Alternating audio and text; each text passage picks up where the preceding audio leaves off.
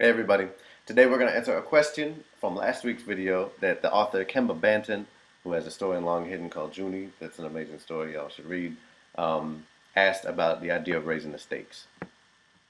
Let's say I'm writing a detective mystery or a story whose macro plot is largely driven by some mystery. Does that change the way I should look at stakes? Because it may not be that something will get lost if the hero doesn't win, but rather that the mystery won't get solved.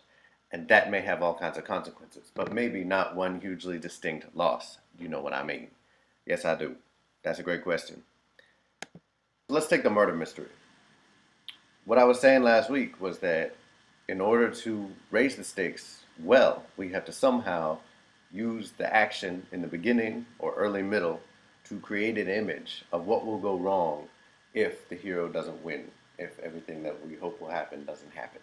So, in the murder mystery, it's almost built in directly because every murder mystery begins with a murder. That's the first thing we see most of the time.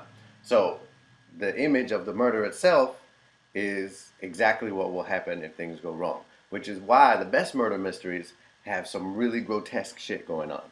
Think about Seven. Think about, take your pick. And it's also why the serial killer idea is really caught on in so many different genres. If you think about every urban fantasy ever, including mine, um, the general plot line is going to be X is killing all the Y's and they must be stopped. Now, there's still lots of elements of mystery. What is the X? Sometimes we don't find out until, 20 chapters in that it's a were pigeon or whatever. But what matters is there is something horrible happening. And we know that from jump. That is the first thing we know. So the way that we disseminate the information and which information we disseminate is what matters. The how, the why, the who. The who can sometimes wait until the very end. But the how. Seven is such a good mystery because it is so grotesque and beautiful at the same time, but also because those people died really badly. They died slowly. It's scary, it's awful, and all those things are in our mind when we're thinking about the heroes.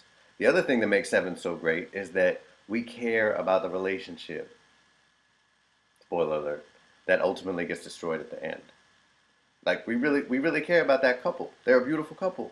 So, when things go to hell, even before we know exactly what happens, we're invested in them making it on some level. That's it for this week. Please do ask questions, and I will do my best to answer them. Next week, we're talking about